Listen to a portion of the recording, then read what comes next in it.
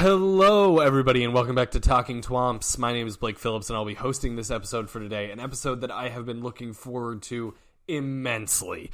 Today, we will be discussing the student organization structure at William & Mary and why it makes no sense. But before we get into what is a desperately needed topic, I'd like to do a few introductions, starting with the man on my right. Hi, everybody. My name is George. I am an international relations and Russian and post-Soviet studies major.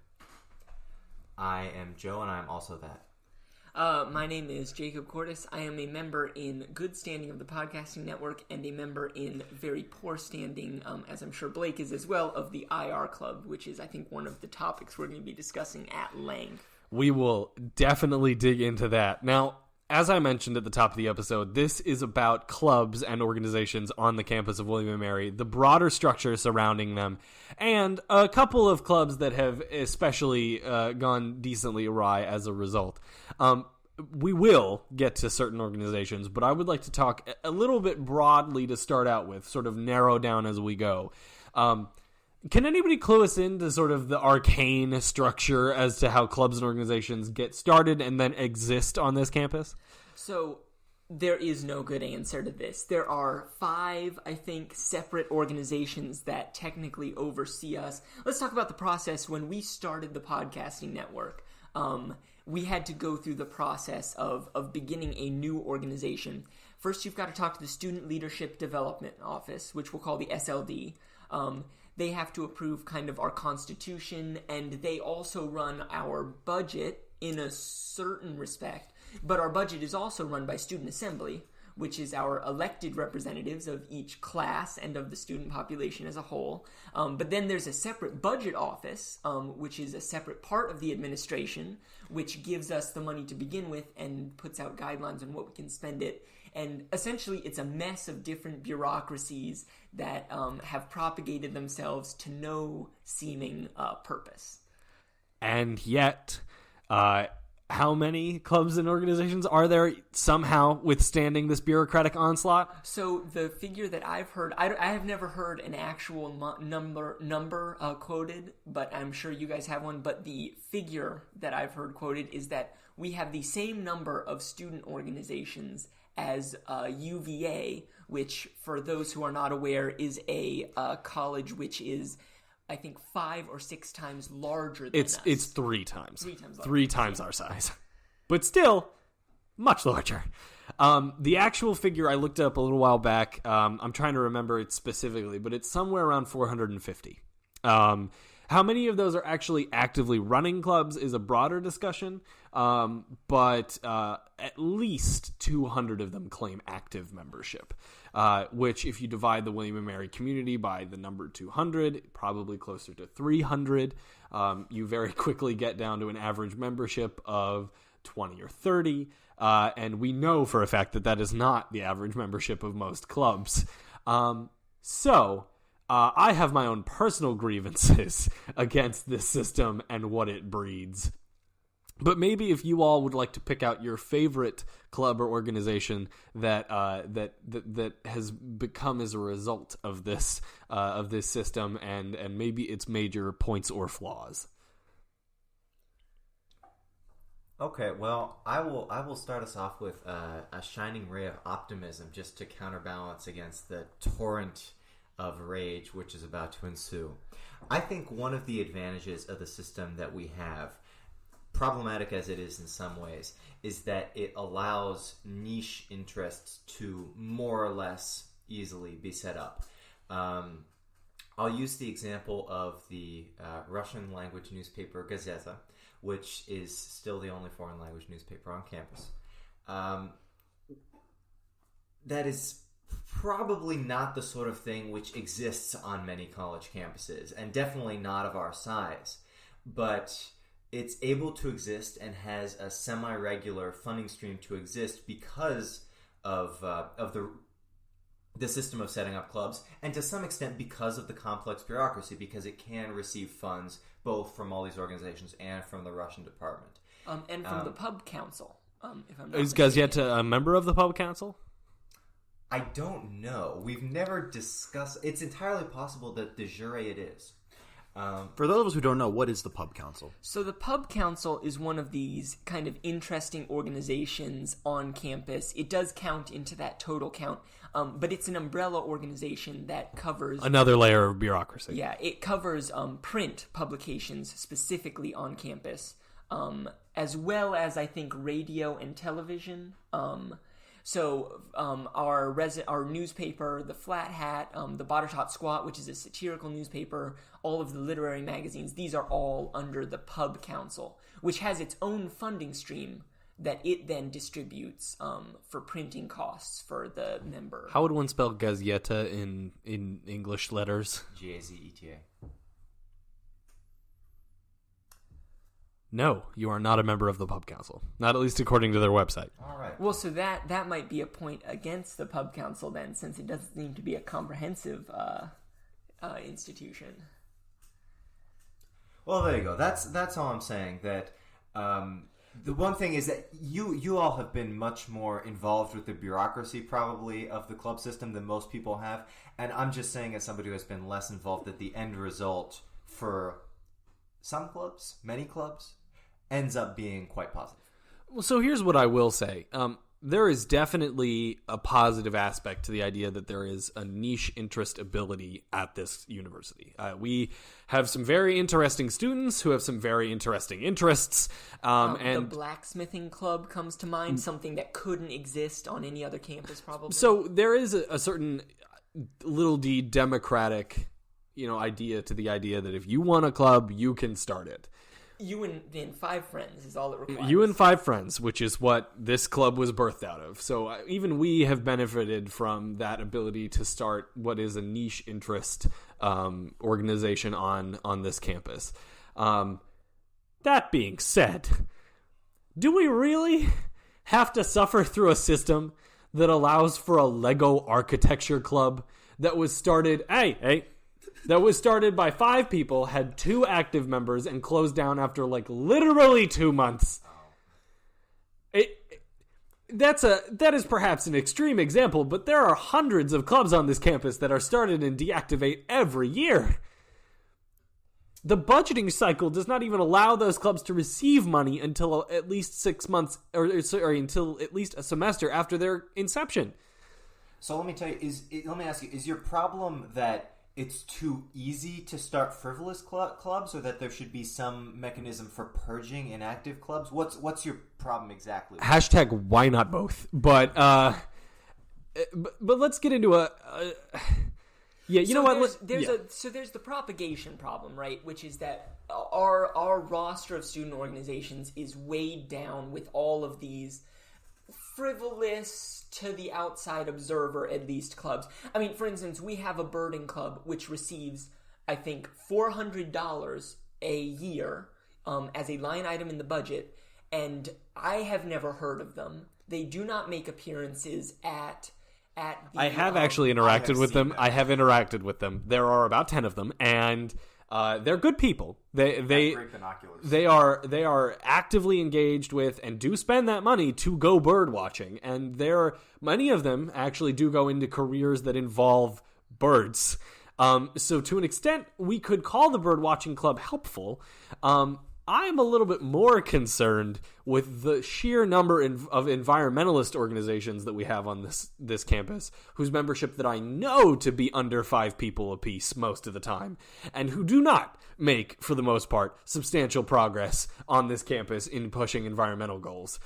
And the same is true of, I think, political organizations more generally. We have on the campus right now the Democratic Socialists, the Socialists, the Young Democrats, William and Mary Underground.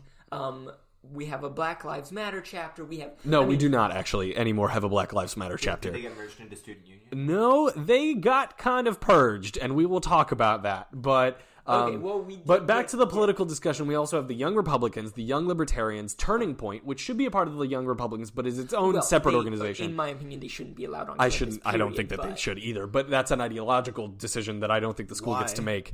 They're obnoxious, and not for ideological reasons. Okay. I'm fine with the Young Republicans. They're just obnoxious. No, I mean the Turning Point people. Yeah, not the Young Republicans. I think GSA is obnoxious. Oh, yes. Yeah, no, agreed. So do I. I'm not backing them either. And then we also have, we have at least those 3 conservative organizations. I don't run in that circle. There may be more. But the point is that totals out to what, like 8? Yeah. And all of these with overlapping memberships, overlapping purposes, and a lot of things. I know that the DSA, William and Mary Underground, and Young Democrat. William and Mary Underground may not have, but the DSA, Socialists, and Young Democrats, I know all campaigned and canvassed independently for Elaine Luria as separate operations, which just strikes me as kind of indicative of the overall system, which is there is a lot of overlap. A more pertinent example would be us. The podcasting network has a lot of overlap with the Flat Hats online publication. They have a couple of podcasts. Some of them are now defunct. I think there's 1 or 2 active ones. But when we went to them to try and kind of say, basically, we are the podcasting network at William & Mary now. We're officially sanctioned. We'd love to absorb your podcast since you're not really supporting them in any way. We never heard back. And I think that overlap is kind of... Yeah, there's some serious friction there. I would like to point out to our listeners that we did not create this club because we were gung-ho about creating this club.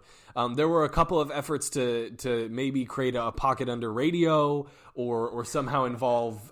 we originally were going to do videos, so we tried to reach out to William & Mary TV. That's a funny story, actually. Is our original video episode still up? Yeah, they are. They're still on YouTube somewhere.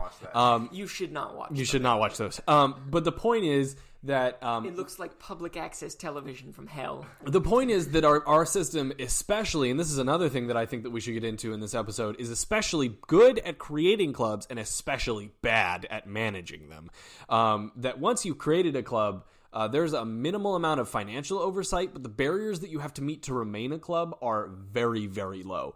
William & Mary Radio has only just begun the discussion of restarting their ability to actually broadcast on radio waves. The TV station, as far as I'm aware, still is unable to connect to actual televisions.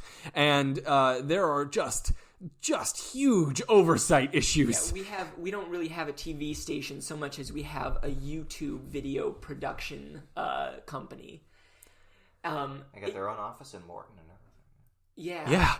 And I think what this comes down to is we don't really have any involvement beyond setting up and funding these clubs. There is no involvement of the administration in overseeing student organizations. We ask them for rooms, we ask them for money, and we ask them if we can advertise in Sadler, and that's it. The way clubs are kind of performing on campus, the kind of stuff that they do. I mean, there was a reason William and Mary Underground was able to run those protests in places where the police had to come and shut them down. Because there was no oversight from the administration saying, hey, actually, these are the guidelines for if you're going to run a protest, this is how you need to run a protest. They do publish guidelines, but the problem is that when you're trying to publish guidelines to 450 different student organizations, some of which you aren't super aware about whether or not they're actually functional or not, is that there's no effective centralization of communication. There's no way to reach out to 450 people, especially since there's no way to force... If you had 100 clubs, you could reasonably email all of their presidents to be like, are you still the president? But with 450 of them, you could get half of them not responding, and that'd be a pretty good day. And it's ungainly. There's no way to get this. I think as yet to functions particularly well because it's tapped into a section of the faculty, which may be a solution to my issue, but we're not associated with any particular faculty organization or academic department. I have a conspiracy theory. I think that the college deliberately created and maintains this completely illogical system just so that when they give their tours to prospective students, they all come and see how the sheer quantity of very unique, very niche clubs there are, and it essentially is a PR and marketing tool to seduce incoming, high school students. I disagree, but not for the reason that you would expect. I disagree because I think the conspiracy runs deeper. I think that there is. Okay, let's get out the whiteboard, the tats, Yeah. and the yarn. I think that there is a legitimately a PR reason that they would like to have 450 different niche clubs, because I definitely, at most of the universities that I toured, they were like, well, you can start whatever club you want. All you need is 5 friends and a good idea. Like that was definitely a PR pitch. But I think that the administration is very comfortable with the fact that there is a lack of centralization of power among the student body. The student government itself is about the size of a student organization, because they don't... When was the last time that the student government played a really vehemently active role in any one of your lives? When they gave us money to buy our microphones. That's it. They control funding, and that itself is limited by the fact if you go into a student government or a student government budgeting session, basically when you propose a budget as a student organization, they review it in a budgeting committee, and then they send you an appointment day that you need to sit down with them. Those appointment days are supervised by a member of the budgeting office.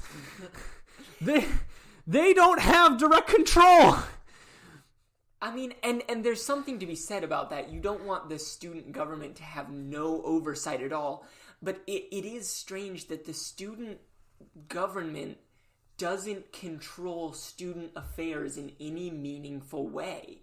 They don't direct any kind of celebrations on campus.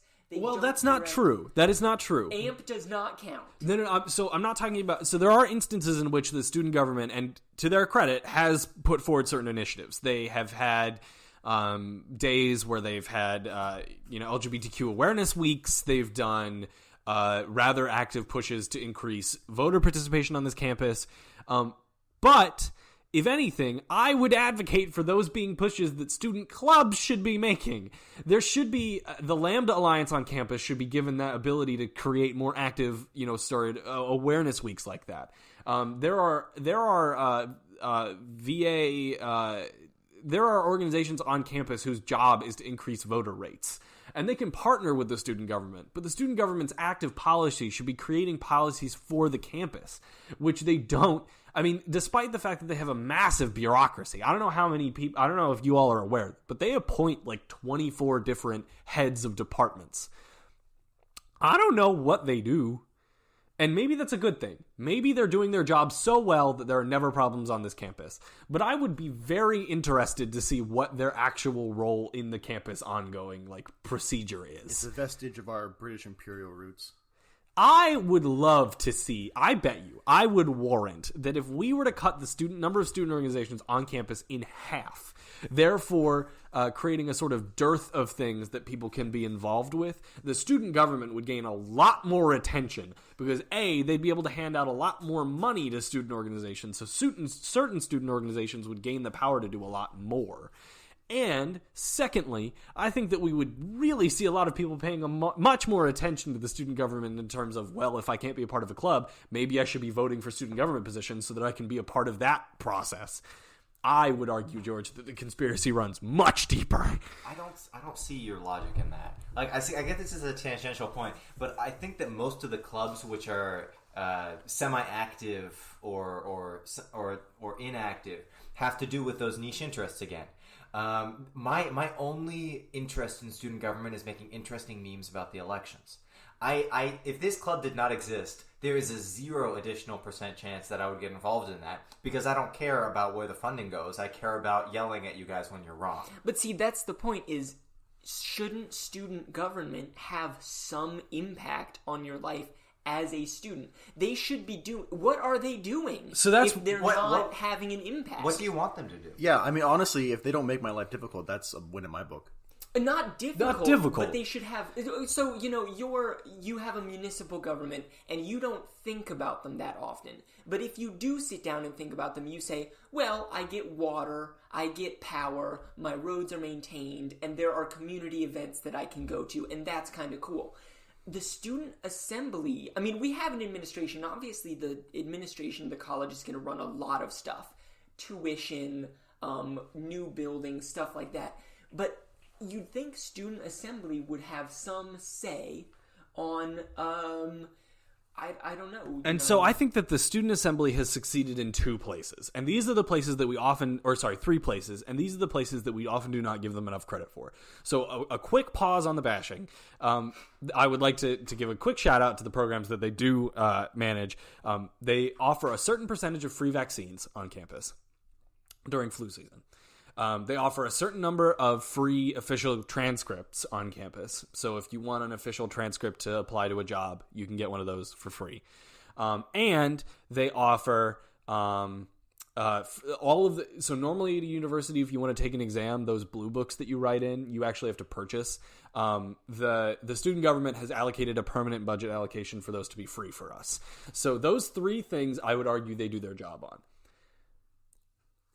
However, they only offer a certain number of free vaccines, which always run out, and they only offer a certain number of free transcripts in a specific window, weirdly enough, as if that money is only good during the month of October. Yeah. Which I think, if anything, just speaks to their... So I think, and here's the anecdotal case in point that I would demonstrate to you two, Joe and George, who asked what would I like them to be doing.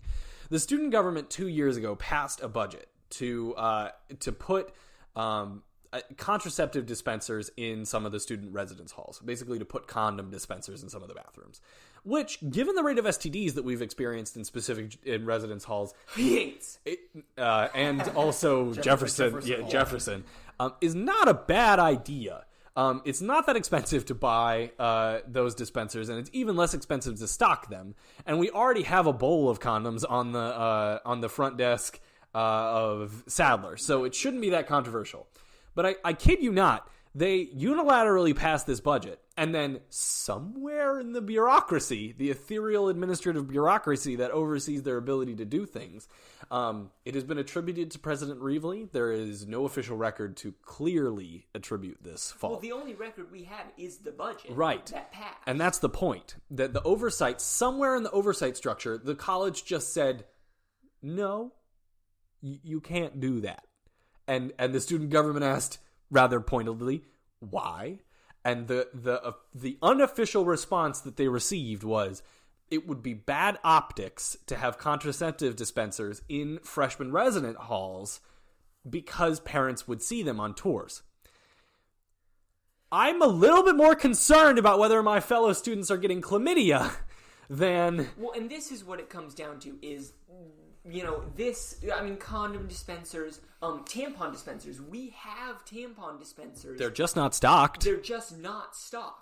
They've been there forever. And I know this because they're in the multi-gender bathrooms, and they're not stocked. And they're on all of the hall bathrooms in Barrett because those switch between being men's and women's floors. And these are things, I think there was a push to have student government do that. These are things that improve student welfare. There's no debate. These are improvements to student welfare.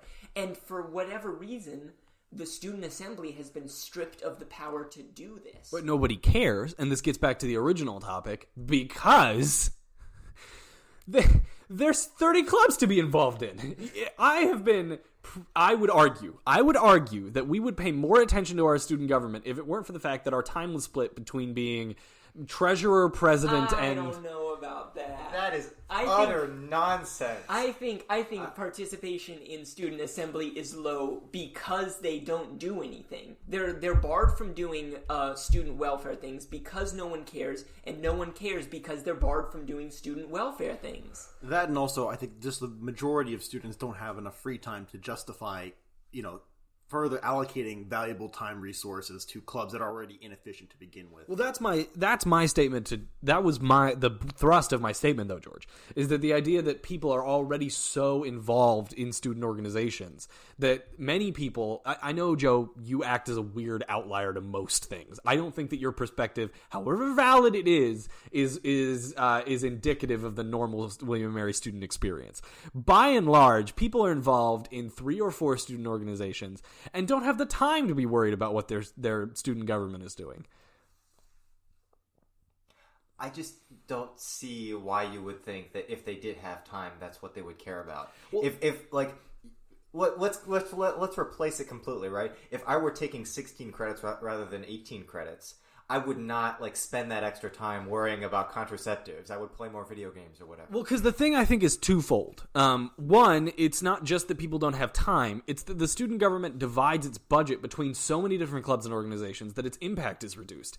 If we were to have half the student organizations that got twice the amount of money, people would care. People care a lot about how big the IR Club's budget is. I do not know how many times I have had people come up to me and be like, how much money do you all have? And I've gone, a lot. And they've gone, why? Well, so we can start talking then. This is a good segue into the elephant in the room, which is the two largest clubs on campus. By money. IR Club by membership. Yes. And AMP by money. Now, we'll get into IR Club because that's going to be a rant, I'm sure. I want to talk about AMP. I do too. That's my bigger rant. White whale. AMP receives $120,000 yearly from our student government. You can look it up. The budget is public. Now this is not event programming wrong in of itself. They run the big end of year concert, which is a big part of that budget. It's around $60,000 of it because to get a named artist to get there. But still, the other $60,000 is still much larger than any other budget. But they run campus events. They have the live music by students in Lodge 1. They do those events out on the terrace where they get the stage and stuff. I'm not saying they don't deserve to have money to run these things. They do an important thing. Here's the problem. You cannot join AMP. You cannot join AMP. You have to apply to AMP. To be an AMP intern. To be an AMP intern. Because AMP is not a student organization. It is an administrative wing that is behaving like a student organization. They present themselves as a student organization doing student events on campus, and they do most of the events that you know about. Even if you don't know AMP runs them, they probably run them. You have to apply, and ultimately, the decisions and the things that they decide to do are decided by an administrative board. Which is why I think that if there were fewer student organizations on campus, people would care, because the AMP effectively acts as a budgeting deferral shield. The student government gives a seventh of their allocated budget, which the campus administration gives them, which is about $700,000. They give the student government around $700,000 every year. $100,000 of those dollars, give or take, is shunted immediately to AMP. Then immediately, no, they don't have to go to budgetary meetings. Nothing. They don't have to present an itemized. So every other organization on campus, every other student organization, has to present an itemized budget of what they want. When Blake went and applied, he had to say, we're spending $100 on microphones and $100 on our hosting AMP service. also gives an itemized budget.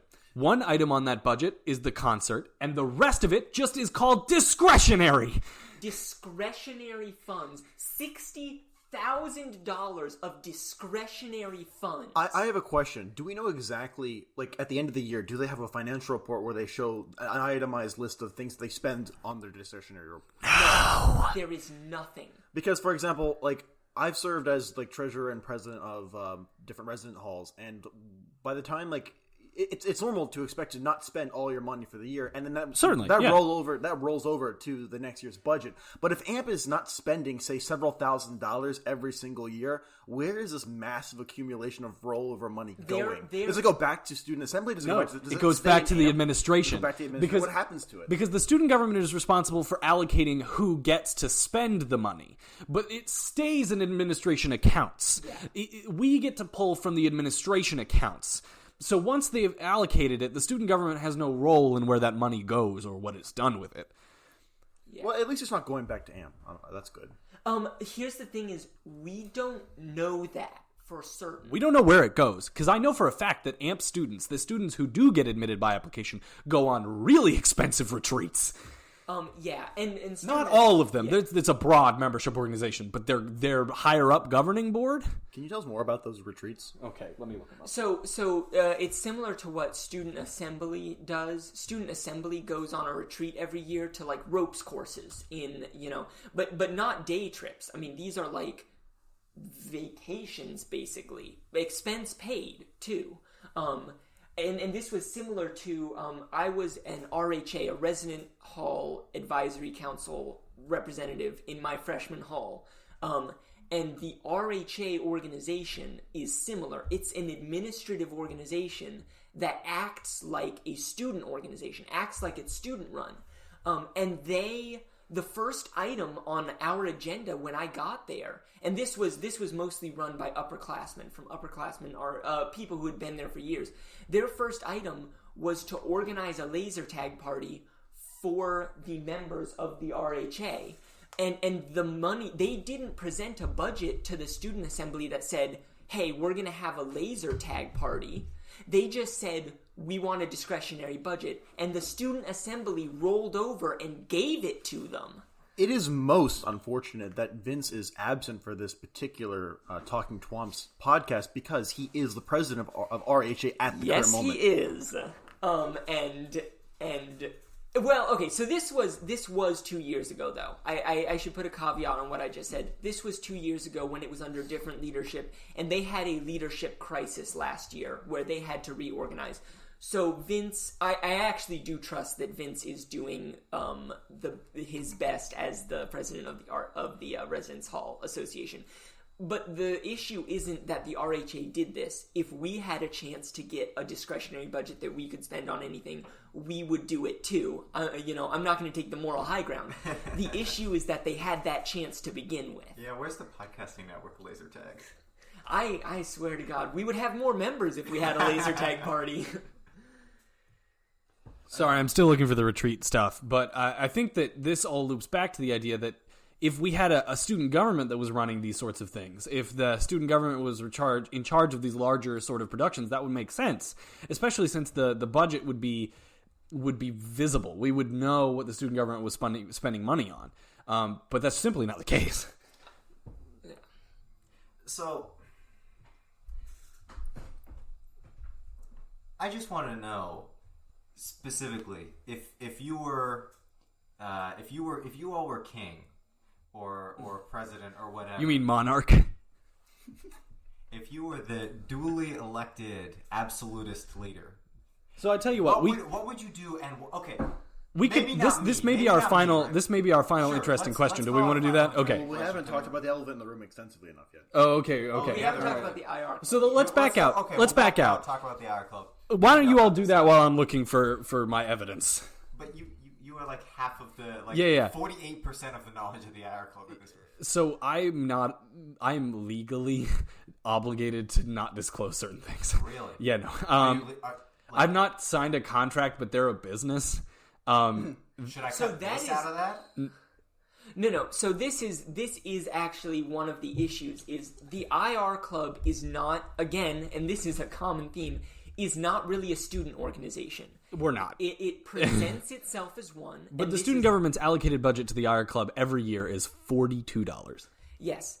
And this is why the IR club is a business masquerading... No, legally a business. They have a bank account, a private bank account. And they are registered as a business according To to... be fair, having a private bank account, though, is not indicative of being a business. No. There's a lot of clubs that do have it is private registered bank as a business. But it is also a legally registered business. That's different. It is a corporation that pays taxes It is as a corporation. that pays taxes, and they are masquerading as a student organization in order to use students as labor for their conferences. Now that's fine, right? If you're running a college IR MUN conference, you can't run one and also pay all the people who work it.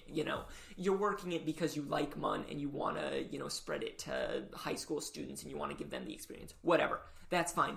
The issue is that the IR club makes a profit on this consistently, at least on our high school conference, a very large profit. And I am not privy to the exact number, and Blake is, but he cannot discuss it. But it is in the tens of thousands of dollars. It is in the tens of thousands of dollars. And there is a nest egg laid away, which is even larger than that, which is a very large cumulative bank account. It is essentially a private endowment for a club on campus. What does the IR Club do with all that additional money when, say, they're not hosting Model UN clubs for high schoolers? That's a great question. Do tell. They don't, is the answer. They still collect membership dues.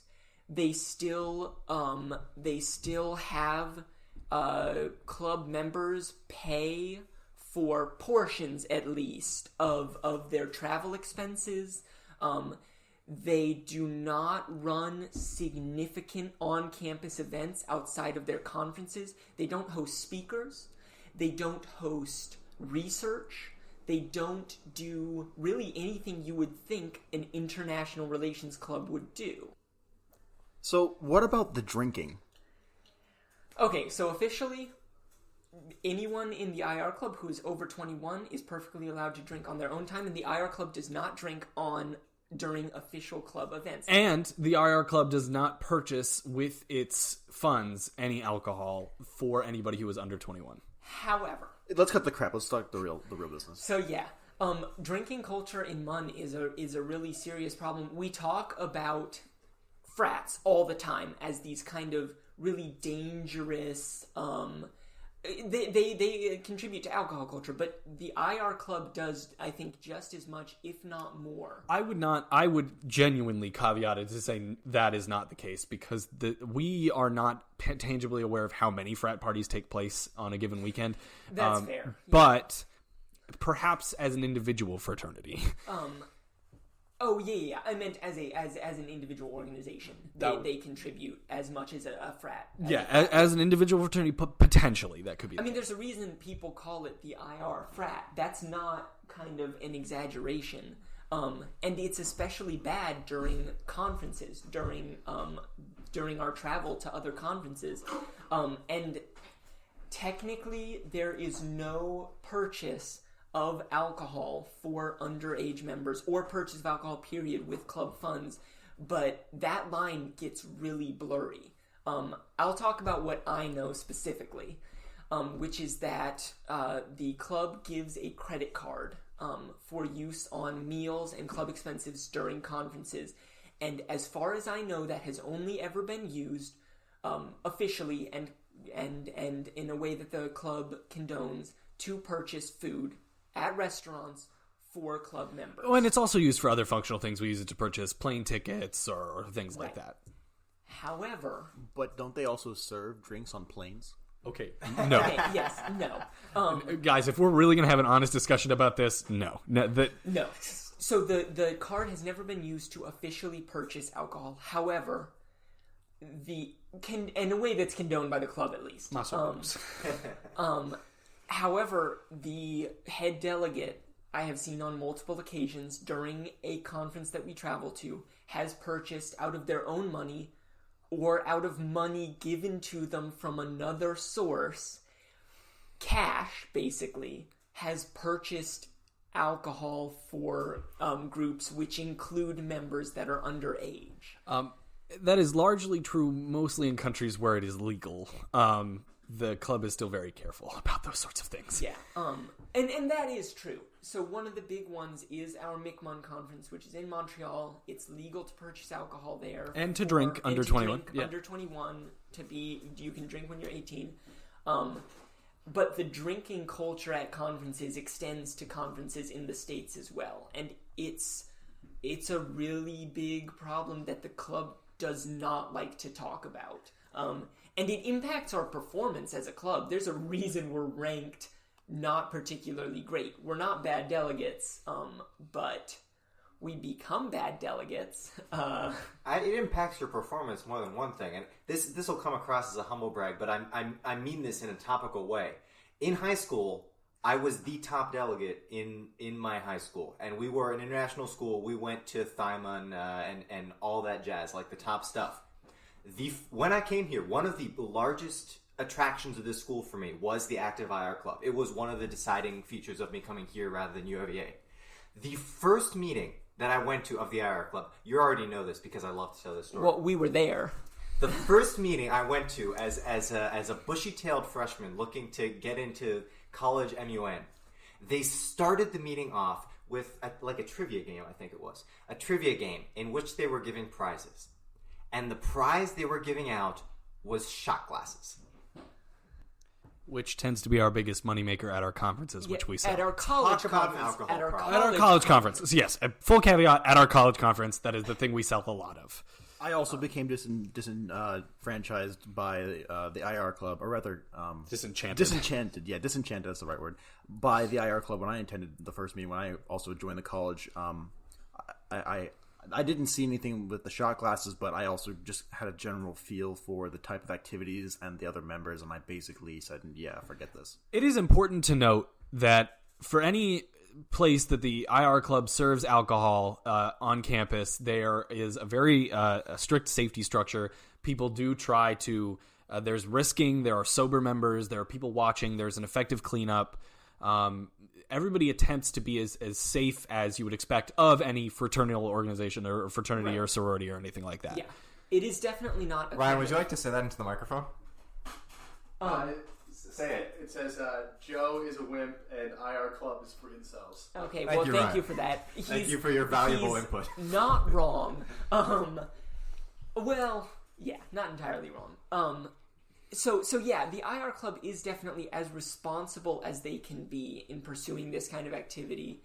But it's still it has an impact on the club, on how we perform, and it has an impact on who we get as members. It's a culture. Before we wrap this up, I want to put out a caveat. I am still of the belief that there is an AMP retreat that occurs. I cannot find photographic nor internet proof of it, so I will for our listeners retract any statements saying that there is affirmatively an existence of that. I'm not retracting my own. Okay. Instead, I'm being told by Ryan that there is proof of these retreats. If there is proof of the retreat, we will dump it into the link because If there isn't, we'll probably cut all this. Because I will stand by the fact that it exists, but I do not personally have proof of its existence. We do know, however, that the SA retreat exists. Yes. That is public. But all of this being said, it is getting about time to wrap this up. We've touched on quite a disparate number of issues with the student organization structure here, and a couple of notable examples of why there are structural issues. My most favorite being AMP and its rather large discretionary budget. However, I would like to ask everybody around us in just a second one final sort of, in this case, not particularly fun, but very interesting question. But before we get into that, I'd just like to thank our listeners today for listening and remind them that, especially pertinent to this episode, we are a separate organization and that any opinions expressed on this podcast are held by those who express them and not at all official opinions of the college or anybody on student assembly or anything like that. They are simply our personal opinions. And if you enjoyed the hot takes that we spewed on this podcast, you should consider listening to some of the other podcasts that our podcasting network supports. I'm a particularly big fan of one of our newest podcasts, The Debrief, which also takes its own series of hot takes on drinking culture and all sorts of different fun activities that take place not only here, but also at St. Andrews in Scotland through our sister program. Please go ahead and give that a listen on any place that you listen to podcasts by simply searching the podcasting network at W&M. Now, to our final and fun question, starting with the person on my left. If you had sheer dictatorial powers over how the student organizations on this campus got run and set up, how they continue to exist, whether or not they got to be organizations, what have you, what would you do? What would your restructuring be? I mean, I think what I would say first is the student assembly needs to take custody of the money that they hand out so that they can go to AMP and say, no, you do need to give us a line item budget. Because right now AMP is protected by the administration in a way that a student organization just shouldn't be. And I think the student assembly needs to really rein in the way that student organizations are allowed to conduct themselves. I mean, I'm sorry, but the IR club should not be allowed to have an opaque, private, non-profit corporation that does all of their financials with absolutely no oversight. I think that if the student assembly really had the interests of students in mind and really was interested in transparency, they would do something to change this sooner rather than later. Well, from what I know, that seems all right to me. Here's a controversial take. I think a lot of things that we have quote-unquote student organizations for don't need official recognition in the way they have it. I think that Thanks. I would say, and I haven't thought this through completely, so don't take me seriously right now. I would say that it might be good to look into, if you're going to have a recognized organization, you should have to have a faculty member or a member of the administration sign off on that. Because like I've obviously had a much more limited association than you all have, but all the clubs that I've been a member of that have had faculty involvement have been very high quality. We would love faculty involvement at the Podcasting Network, so if there are any professors out there listening who'd be interested, hit us up.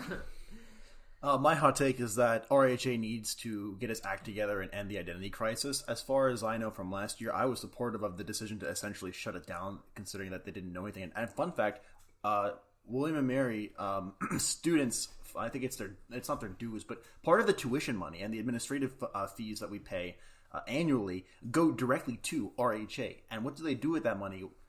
What they do with that money is not very transparent at all. And frankly, last year they nearly destroyed themselves because they had no idea what they exist to serve to do. So they need to find a purpose to what they do. I'm sure Vincent is doing a fine job, but honestly, I would prefer not to have to pay the money and them not have an identity crisis, as opposed to existing and taking my money and then not knowing what to do. A series of valuable and hot takes, everyone. We are being informed off screen. Are you going to give your hot take? Yeah, we've been informed off screen that it's part of the housing tuition. fee. It's part of the housing fee. If you don't pay it, it's the same as if you couldn't rent from like the duty office. Yeah, it's part of the housing fee. Which is like $300 per student. So, I don't know that we have time for what I have thought long and hard about how I would restructure this system. Suffice to say, it would take pieces of what all of you have described and then also set a certain cap on how many students you had to maintain as an active membership in order to remain a student organization, and it would set a higher cap on how many students you would have to have in order to create one. But those are all just functional members of the bureaucracy. Thank you all for listening to what was will be a very heavily edited rant. And I really do appreciate all of you listening, and thanks for tuning in.